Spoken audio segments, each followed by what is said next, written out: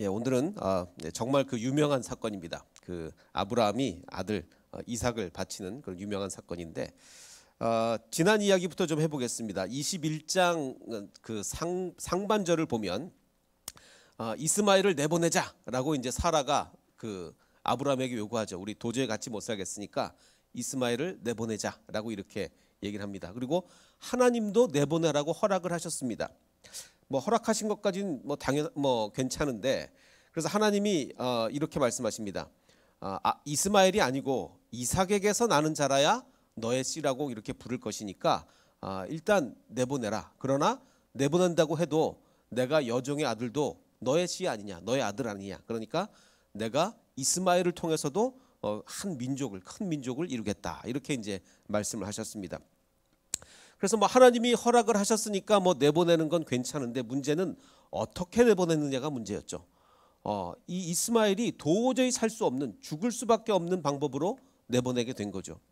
그 중요한 포인트 몇 가지만 좀 짚어보면, 그래서 아브라함이 아침에 일찍 일어나 내보냅니다.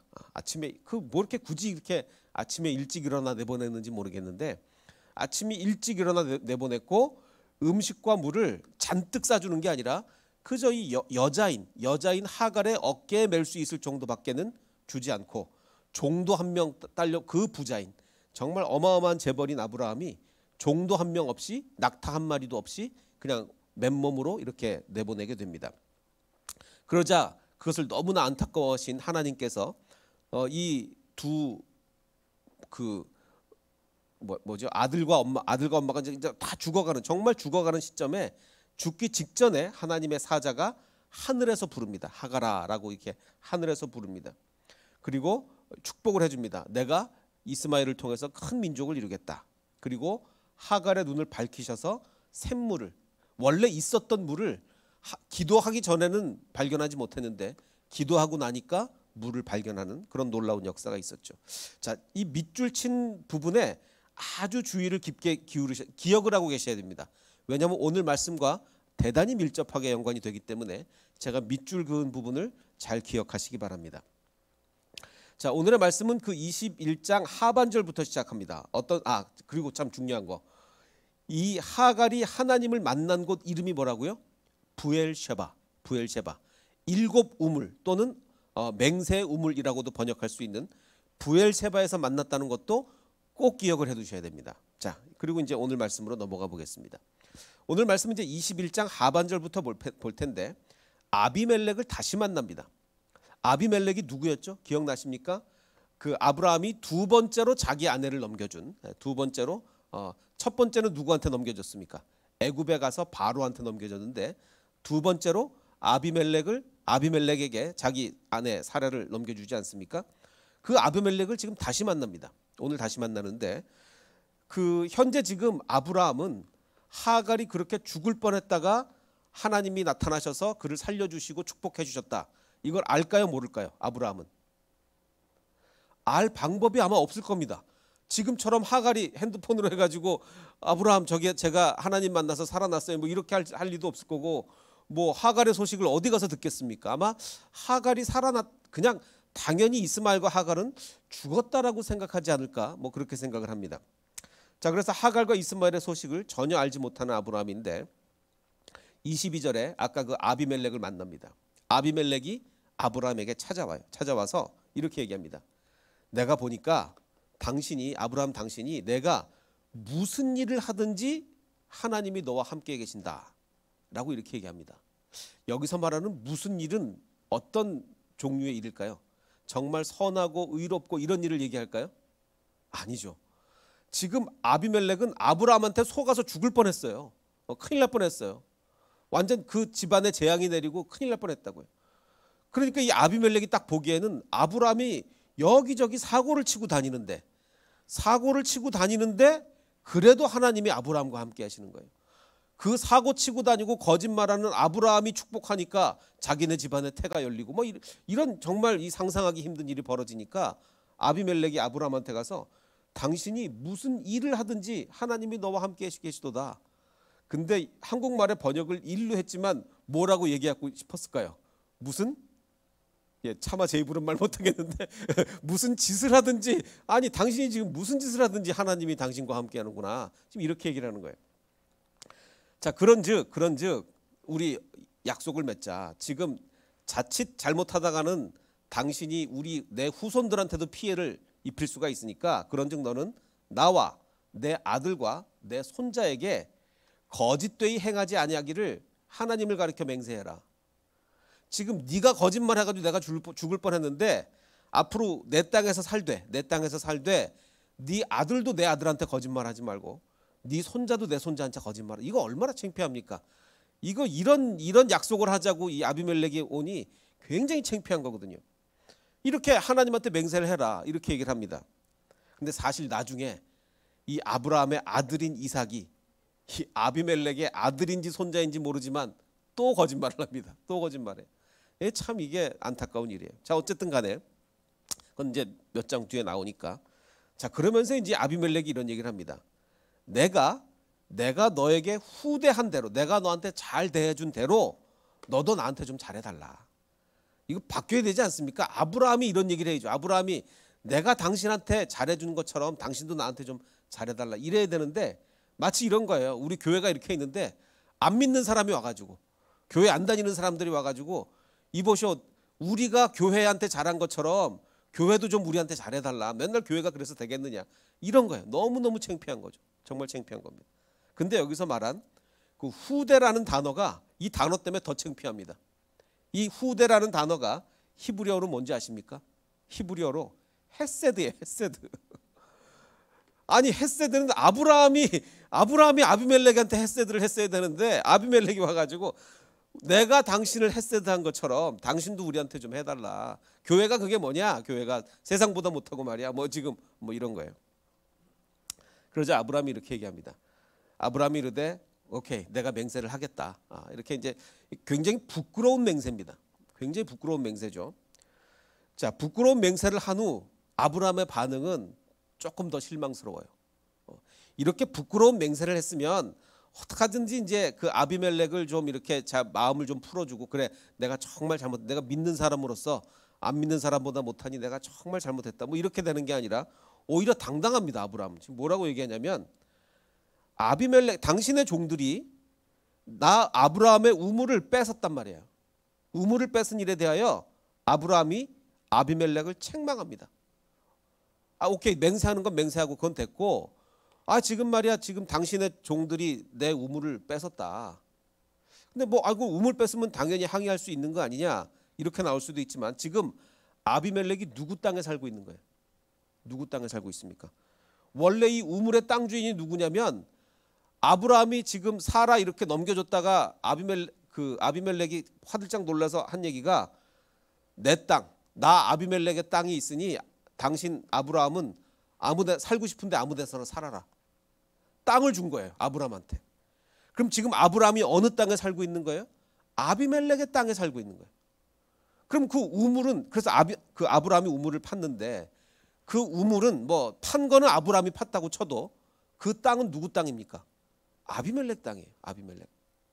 근데 거기다 대고 지금 아브라함이 말이야, 저기 우리 우물을 지금 당신 아비멜렉의 종들이 뺏었단 말이야. 별로 그렇게 항의할 수 있을 만한 것 같지 않은데 이렇게 지금 항의를 하고 있는 거예요. 그러자 아비멜렉이, 그래도 이 사람 착해요. 정말 아비멜렉은 착합니다. 아비멜렉이 나 정말 몰랐다. 나 그 얘기 오늘 처음 듣는다. 처음 듣는다. 이러면서 그러자 이제 아브라함이 양과 소를 가져다가 아비멜렉에게 줍니다. 이거 이제 내 우물이다. 뭐 이제 그렇게 하려고 그러는 것 같아요. 이제 이거 내 우물이니까 손대지 마라라는 그걸로, 그 뜻으로 양과 소를 가져다가 아비멜렉에게 주고 두 사람이 이제 언약을 맺는데, 자, 그러면 이 양과 소는 어디서 났을까요? 물론 아브라함이 원래부터 양과 소가 많았습니다. 왜냐하면 애굽에 가서 사라를 줬다가 데려오면서 어마어마한 재물을 얻어왔기 때문에 원래부터 양과 소가 많기도 했지만 최근에 아비멜렉이 사라를 데리고 왔다가 보내면서 뭘 줍니까? 양과 소와 종들을 아브라함한테 주고 사라도 돌려보냅니다. 자, 그러면 지금 이 아브라함은 땅도 아비멜렉 땅에 살면서 이 우물 내 건데 왜 건드려? 뭐 이러면서 그러니까 이제 내가 가축을 좀 줄 테니까 이 우물 이제 건드리지 마라라고 하면서 자기가 받아온 가축 이겠죠 아무래도 자기가 받아온 가축을 주는 거예요. 자 그래서 원래 아비멜렉의 땅이었던 우물의 소유권 분쟁에 있어서 아비멜렉으로부터 받은 가축의 일부를 돌려주면서 이거 내 우물이다 이렇게 참 얼굴이 두껍다고 해야 되나요? 이 아브라함이 참 지금 그렇게 하고 있습니다. 자 그런데 오늘의 말씀에 아주 중요한 핵심이 여기서 나옵니다.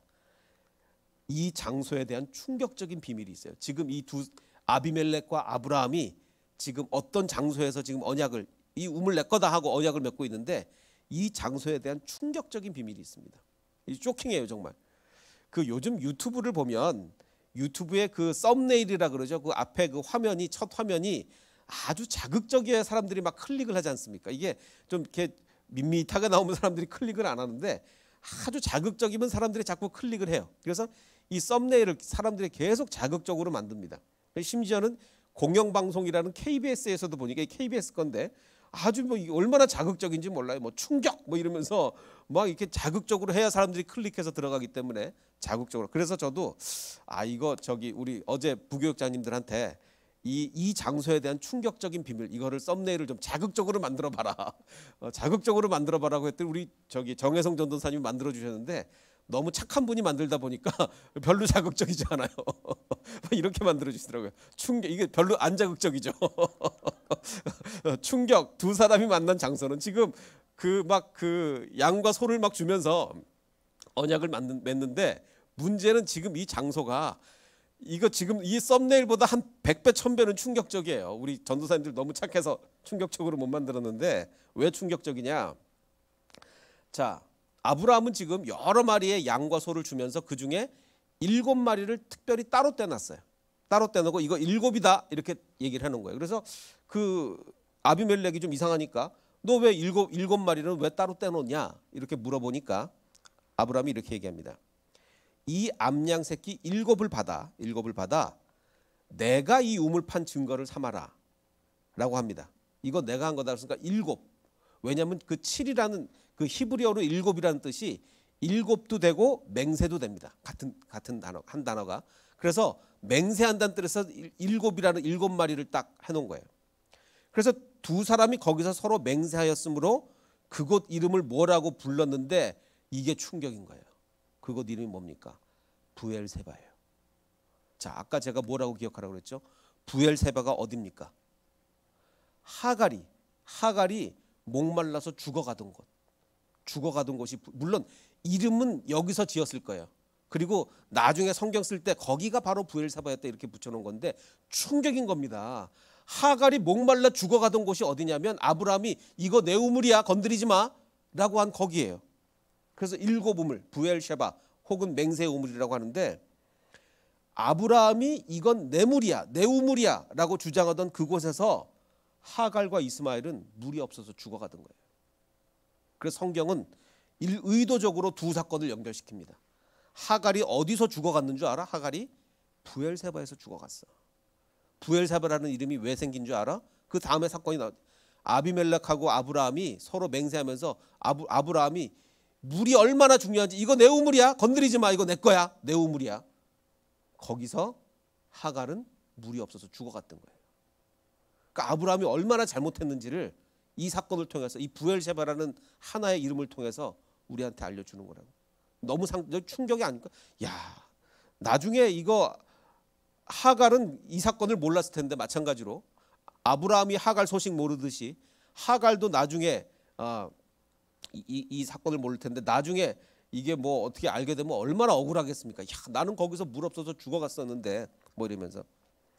그래서 다시 한번 정리를 하면 아브라함은 하갈에게 그 재벌인 아브라함이 종 한 명 안 딸려 보내고 낙타 한 마리 안 딸려 보내고 어깨에만 물을 실어서 내보냅니다. 가서 죽으란 얘기죠. 사막이니까. 그래서 당연히 이 정말 물이 없어서 이제 거의 다 죽어가던 일보 직전에 하나님이 나타나셔서 도와주셨는데 아브라함은 바로 그 장소에서 이거 내 물이다라고 충격적인 언약을 맺게 되는 거죠. 그래서 저는 이렇게 생각합니다. 이건 그냥 추정인데 아브라함이 팠다는 그 우물이 혹시 하갈이 발견한 그물 아닐까? 그 발견을 못하고 있었잖아요. 근데 하나님이 나타나서 하갈의 눈을 밝히심에 거기서 우물을 발견한 거 아닙니까? 그 샘물을 발견한 거 아닙니까? 그리고 나서 여기 물이 딱 뭐 표시를 해놨겠죠. 나중에 아브라함이 바로 그거 파놓고서 이거 내 거다. 아마 그러지 않았을까라는 생각이 듭니다. 자, 그리고 이제 오늘 22장으로 넘어가서 이제 그 유명한 이삭을 바치는 사건이 나옵니다. 자, 하나님이 아브라함을 시험하시려고 하신 거예요. 시험하시려고 그를 부르시되 아브라함아 하시니 아브라함이 내가 여기 있나이다. 여호와께서 이르시되 너의 아들 너의 사랑하는 독자 이삭을 데리고 모리아 땅으로 가라. 원래 아들이 이스마엘이 하나 더 있는데 왜 독자냐? 이제 한 명은 내보냈으니까 이제 독자라고 하는 거예요. 그래서 사실 그 이슬람 교회에서는 아브라함이 누구를 바치려고 했느냐? 이스마엘을 바치려고 했다라고 주장합니다. 이슬람 교회에서는 아브라함이 이삭을 바치려고 했던 게 아니라 이스마엘을 바치려고 했다고 이슬람 교회에서는 주장해요. 그리고 그 근거를 이 독자라는 단어를 근거로 삼습니다. 왜냐하면 이거는 이삭이 태어나기 전에 지금 그 이슬람교 사람들 주장은 이거예요. 아들이 둘인데 독자가 말이 되냐? 그러니까 이 독자라는 거는 이삭 태어나기 전에 이스마엘이 독자일 때 하나님이 이스마엘을 바쳐라 이렇게 한 것이다라고 이제 뭐 이슬람교는 주장을 합니다만 그건 이슬람교 얘기는 좀 다음 주에 가서 얘기를 하고 할 얘기가 좀 많으니까요. 일단 이삭을 데리고 모리아 땅 이제 나중에 이게 예루살렘이 됩니다. 이 땅이 이제 예루살렘이 되는 건데 예루살렘 땅으로 가서 모리아 땅으로 가서 내가 너에게 한글 번역에는 일러준 한 산 이미 일러줬다라고 번역을 했는데 이게 번역은 좀 한글 번역이 잘못된 것 같습니다. 영어 번역들은 전부 다 미래형으로 I will tell you 내가 너에게 얘기해 줄 땅 또 I shall tell you라고 이렇게 번역을 하고 있습니다. 자, 그래서 그 하나님은 내가 너한테 일단 모리아 땅으로 가라. 그러면 내가 한 산을 얘기를 해 줄 텐데 거기서 이삭을 바쳐라라고 얘기합니다. 자, 그런데 이제 22장을 시작하는 한 단어가 있습니다. 무슨 단어냐면 바로 그 일 후에. 그 일 후에. 물론 성경에서 그 일 후에는 굉장히 여러 가지 의미로 쓰이기 때문에 반드시 바로 앞의 사건과 연결만을 의미하는 건 아니지만 적어도 이 부분에 있어서는 하나님이 앞에 있었던 사건과 이 이삭을 바치는 사건이 굉장히 연결되는 사건이라는 것을 이 성경은 분명히 강조해서 얘기해 주는 거예요. 그 일 후에 이삭을 바치라고 그랬다. 그럼 왜 그 일 후에 이삭을 바치려고 했느냐? 다시 한번 말씀드리지만 하갈이 쫓겨날 때 제가 기억해 달라고 말씀드렸죠. 아브라함이 아침 일찍 일어났습니다. 일찍 일어났고 하갈의 어깨에 음식을 메워줬고 죽어가기 직전에 하나님의 사자가 하늘에서 불렀습니다. 하늘에서 불렀고 그가 큰 민족을 이루게 하겠다고 축복하셨고 그리고 샘물을 발견하게 하셨습니다. 자, 이제 기억해 두십시오. 자, 이제 이스마엘과 하갈이 쫓겨나는 사건과 아브라함이 이삭을 바치는 이 두 사건 같은 점과 다른 점이 있는데 제가 같은 점은 노란색으로 다른 점은 붉은색으로 표시를 했으니까 한번 구별해 보시기 바랍니다. 자, 아브라함이 이삭을 바쳐라 라는 얘기를 듣고 아침 일찍 일어났습니다. 똑같죠. 성경은 똑같은 것을 이 두 사건에 굉장히 같은 요소를 양쪽에 집어넣음으로 해서 별개의 사건이 아닌 굉장히 관계 있는 사건이라는 걸 얘기해 주는 거예요. 이스마엘을 내보낸 거, 이삭을 바친 거. 똑같이 아침 일찍 일어납니다. 자, 그런데 이번에는 반대입니다. 나귀의 안장을 지우고 두 종들을 데리고 가요. 아니, 이스마엘을 내보낼 때 그러지. 이스마엘을 내보낼 때 나귀를 주고 종 2명만 좀 딸려 보냈 남자종 건장한 남자종 2명만 딸려 보냈어도 죽어가는 일이 없었을 텐데 자기가 갈 때는 나귀의 안장을 지우고 종 2명 종 한 20명 데리고 갈 수도 있었는데 워낙 부자니까 이게 지금 조용히 가려는 거야. 지금 아브라함은 심지어는 그 사라한테도 말 안 했어요. 사라한테도 그런 것 같아요.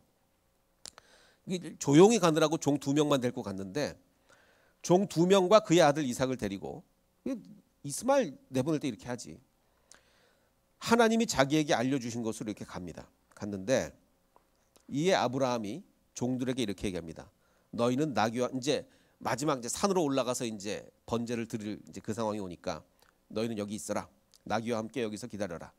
내가 아이와 함께 저기 가서 예배하고 우리가 너희에게로 돌아오리라. 라는 얘기는 뭐 많은 학자들이 여기서 우리라는 것을 강조를 합니다. 아브라함은 하나님이 다시 살려줄 걸 믿었다.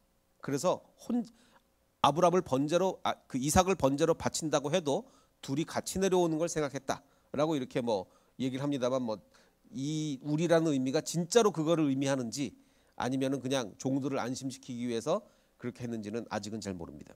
자, 어쨌든 아브라함이 이에 번제 나무를 가져다가 그의 아들 이삭에게 지웠습니다. 자, 뭐가 생각나십니까? 물과 음식을 하갈의 어깨에 메웠죠. 마찬가지로 번제와 나무를 가져다가 그의 아들 이삭에게 지웁니다.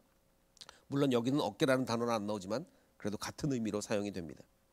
두 이야기를 계속 연결시키는 거예요.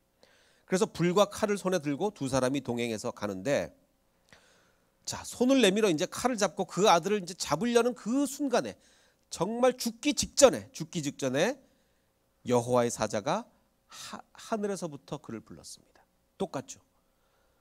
이스마엘도 죽기 직전에 여호와의 사자가 하늘에서 불렀는데 여기도 똑같이 이삭이 죽기 직전에 하늘에서 사자가 부릅니다.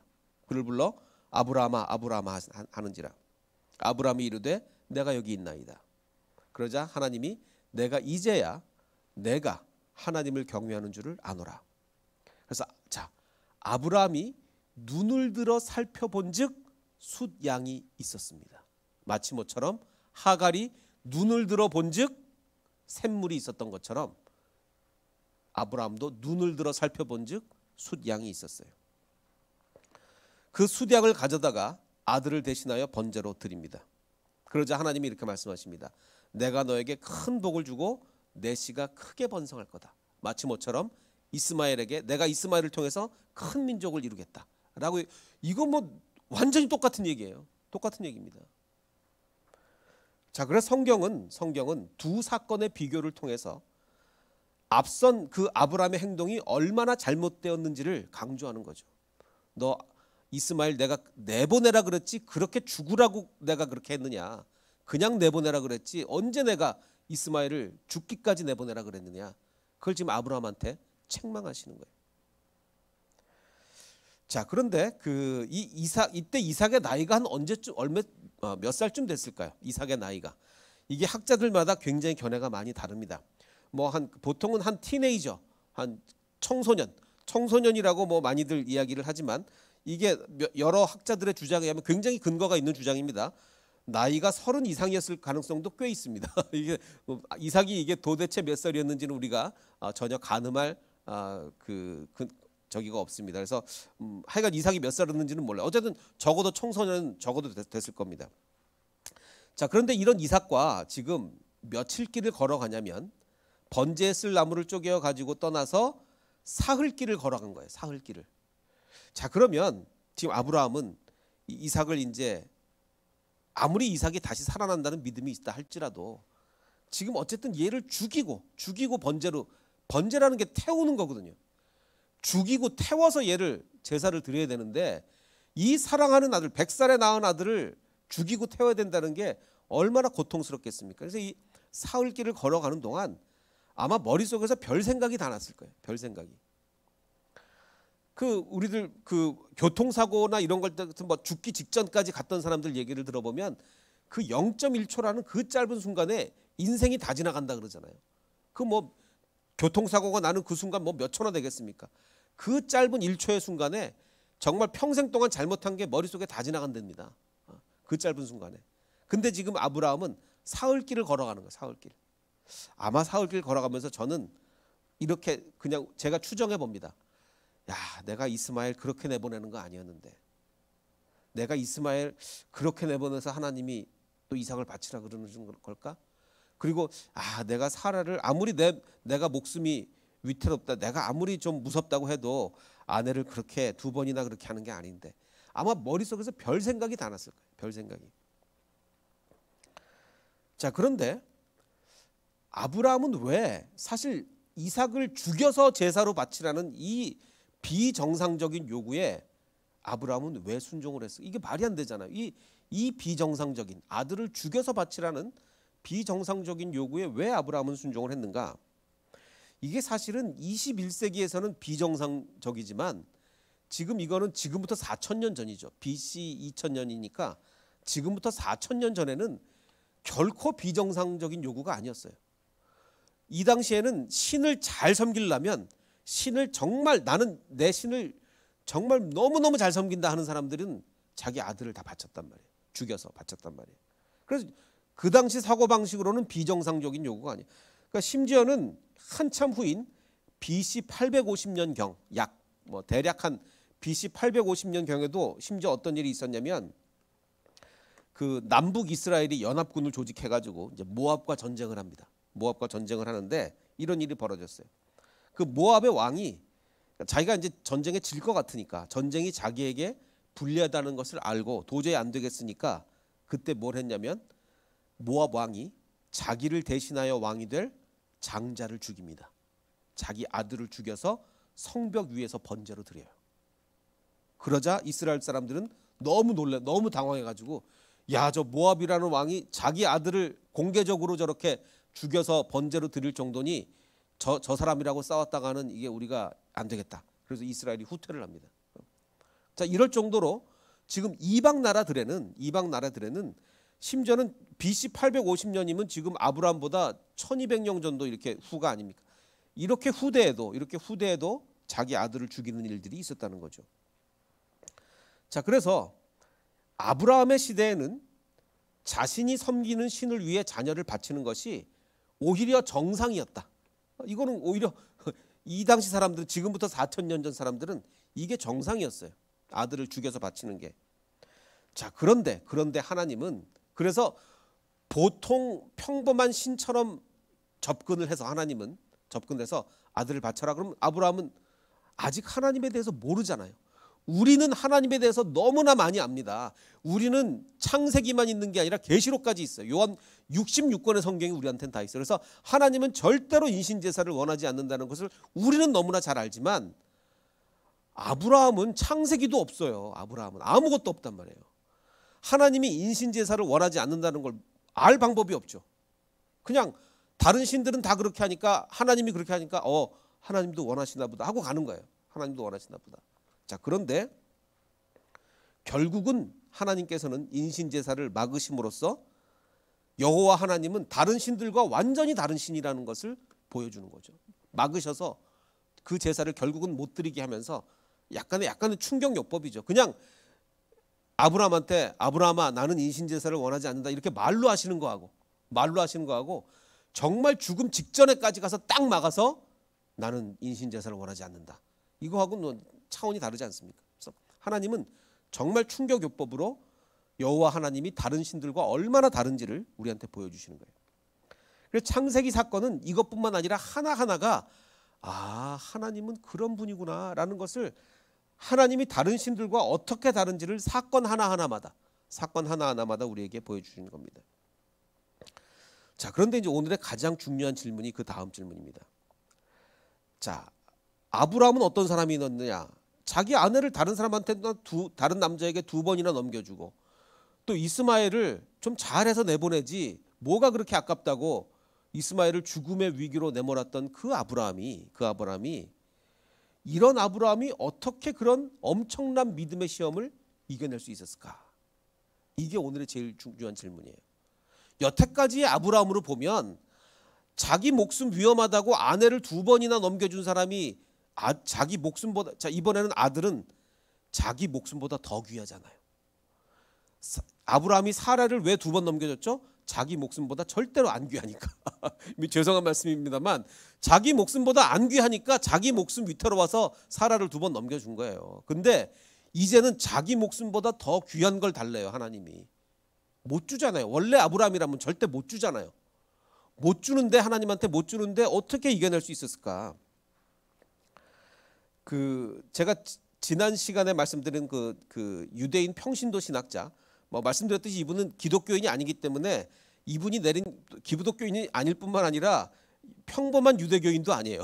평범한 유대교인도 아니어서 굉장히 특이한 주장들을 많이 하는데, 어쨌든 제가 이 사람의 결론은 늘 저하고는 다릅니다. 결론은 늘 다른데 이분이 던진 질문들이 좋아서 제가 이분의 책을 잘 보는데, 이 사람은 지금 이 아브라함 이삭 바치는 이야기를 언급하면서 두 가지 신뢰를, 두 종류의 신뢰를 얘기합니다. 경험적 신뢰, 엠피리컬 트러스트하고 도덕적 신뢰, 모럴 트러스트, 이 두 가지를 이야기합니다. 자, 경험적 신뢰라는 건 뭐냐? 오랜 기간 경험이 쌓이면서 생성된 신뢰예요. 경험적 신뢰. 우리가 부부가 서로 굉장히 신뢰합니다. 부부가 그 신뢰한 건 처음 만났는데 신뢰한다, 이건 말이 안 되잖아요. 처음 만났는데 신뢰하는 건 말이 안 되고, 내가 경험해 보니까 이 사람을 신뢰할 수 있는 거예요. 경험적 신뢰입니다. 자, 도덕적 신뢰는 뭐냐면, 그러니까 이 사람은 어떤 예를 들냐면, 예를 들어서 누가 내 뒤에 이렇게 받쳐주면서, 야, 뒤로 넘어져, 내가 받쳐줄게. 그때 내가 이 사람을 너무나 잘 알아요. 저 사람이라면 내가 넘어질 때 분명히 받쳐주는 사람이야. 내가 저 사람을 오랫동안 10년 동안 알아왔는데 내가 뒤로 넘어가면 분명히 받쳐줄 사람이야. 그걸 믿는 건 경험적 신뢰입니다. 엠피리컬 트러스트. 내가 그 사람을 잘 알아요. 반드시 받쳐준다. 자, 근데 도덕적 신뢰는 뭐냐? 결과에 관계없이 그 신뢰의 대상이 옳다. 이건 무슨 얘기냐?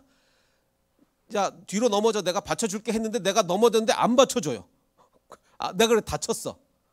그래도 그 사람의 결정이 옳다. 옳은지 안 옳은지는 그 사람이 판단하는 거다. 그러니까 심지어는 내가 뒤로 넘어질 때 나를 안 받쳐줘도 그 사람이 옳다는 거예요. 이게 모럴 트러스트예요. 도덕적 신뢰입니다. 자, 예를 들면 이런 거죠. 지금 이제 대통령 오바마가 그 부인을 의자에 앉을 때 이렇게 의자를 쫙 밀어넣어 줍니다. 보통 그 신사들은 다 그렇게 하죠. 이렇게 여자가 앉을 때 의자를 쫙 밀어넣어 줍니다. 자, 이 미셸 오바마가 남편이 의자를 넣어줄 때 안심하고 앉을 수 있는 이유는, 내 남편은 늘 의자를 이렇게 넣어주기 때문에 그걸 믿고, 남편을 믿고 뒤에 안 돌아보고, 남편 믿고 뒤에 안 돌아보고 그냥 앉는 거 아니에요. 이건 무슨 신뢰입니까? 그 경험적 신뢰, 엠피리컬 트러스트예요. 자, 그런데 이 경우는 어떻습니까? 의자를 빼서 넘어지게 하는 거예요. 의자를 빼서 넘어지게. 그래도 내 친구가 옳다라고 하는 거는 모럴 트러스트예요. 너 잘못했어 이렇게 얘기하는. 그래도 네가 옳은 거예요. 이게 모럴 트러스트입니다. 자, 아브라함의 경우는 지금 어떤 거냐면, 처음에는 하나님에 대해서 엠피리컬 트러스트가, 경험적 신뢰가 쌓인 거예요. 어떻게 쌓였습니까? 아니, 내가 잘못했는데, 분명히 내가 거짓말했는데, 내가 아내를 누이라고 속이고, 그리고 상대방의 왕들을 내가 2번이나 큰 곤경에 빠뜨릴 뻔했는데, 그래도 하나님이 나와 함께 하는 거예요. 그 왕들과 함께 하는 게 아니라 내가 잘못했는데 그래도 하나님이 나와 함께 하는 거예요. 아니, 그리고 내가 이스마엘을 죽음의 위기로 몰고 갔는데도 그래도 하나님이 나와 함께 하는 거예요.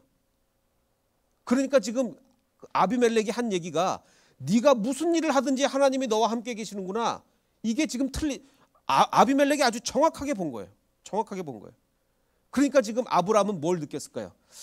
야, 내가 이렇게 부족한데, 내가 이렇게 변변치 못한 사람인데 그래도 하나님은 늘 나와 함께 하는구나. 엠피리컬 트러스트, 경험적 신뢰가 쌓인 거예요. 그러자 이 쌓이고 쌓인 엠피리컬 트러스트가 나중에 뭘로 발전을 합니까? 이게 모럴 트러스트, 도덕적 신뢰로 발전을 하는 거예요. 그래서 이제는 내가 하나님을 완전히 신뢰하니까 무슨 일을 시키시든지 그 결과가 어떻든지 하나님은 분명히 나와 함께 할 거다. 여태까지 나와 함께 했던 것처럼, 심지어는 내가 잘못해도 하나님이 나와 함께 했던 것처럼, 이제는 내가 하나님이 뭘 시켜도 내가 하나님을 믿고 순종해야 되겠다. 왜? 하나님은 무조건 나랑 함께 하니까. 이게 모럴 트러스트죠. 그래서 이삭을 죽이라는 정말 이런 엄청난 일을 시키셔도, 그래, 하나님이 어떻게 하시든지 나와 함께 하겠지. 그 믿음을 가지고 가는 거예요. 이게 모럴 트러스트입니다. 요즘 한참 한국의 무속신앙 이런 얘기가 많이 떠도는데, 무속신앙과 여호와 신앙의 다른 점이 뭡니까? 무속신앙은 물론 무당들도요, 용한 사람들은 잘 맞춥니다. 그렇잖아요. 이 무당들도 용한 사람들은 잘 맞춰요.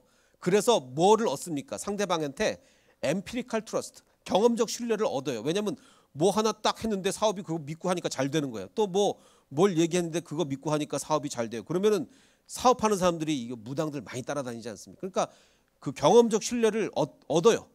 그 엠피리칼 트러스트를 쌓습니다. 자, 그러는데 무속신앙은 결코 이게 모럴 트러스트, 도덕적 신뢰까지는 결코 발전하지 않습니다. 왜? 산신령이 가르쳐줬다고 합시다. 산신령이 딱 나타나서 너 아들을 바쳐라. 못 바칩니다. 왜? 내가 산신령을 위해 사는 게 아니거든요. 산신령은 내가 잘 되라고 조언해 주는 사람이지, 내가 산신령을 위해 목숨을 바치거나 산신령을 위해서 내가 선교를 위해 헌신하거나 내 인생을 산신령을 위해서 바치거나 그렇지 않거든요. 모럴 트러스트까지 발전할 수가 없습니다. 이게 무속신앙과 여호와 신앙의 다른 점이에요. 그래서 무속신앙의 핵심은 그 신을 위해서 내가 믿는 게 아니라 나를 위해서 믿는 거기 때문에 결코 무속신앙은 모럴 트러스트까지 가지 않습니다. 자, 마지막 결론으로 히브리서 11장을 보겠습니다. 히브리서 신약 성경에서는 이 아브라함의 믿음을 이렇게 평가하고 있습니다.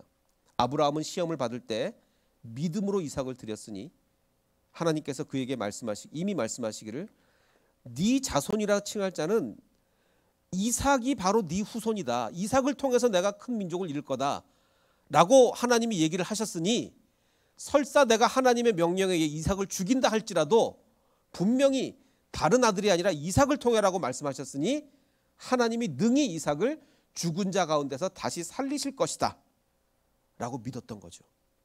모럴 트러스트까지 간 겁니다. 모럴 트러스트까지. 비유컨대 그를 죽은 자 가운데서도 도로 받을 것이다. 그래서 제가 오늘 우리 여러분께 도전 드리고 싶은 말씀은, 우리도 여태까지의 그 인생을 보면서 하나님에 대한 엠피리컬 트러스트, 그 경험적 신뢰가 쌓여야 됩니다. 우리가 몇십 년 이렇게 살아오면서 하나님이 한두 번 우리를 보살펴 주셨습니까? 하나님이 우리를 보살펴 주신 일이 너무나 많잖아요. 심지어는 우리가 아브라함처럼 잘못했는데도, 너무나 많은 잘못을 했는데도 하나님이 우리와 함께 계시잖아요. 우리에게는 이 엠피리컬 트러스트가, 경험적 신뢰가 쌓일 만큼 쌓였어요. 쌓일 만큼.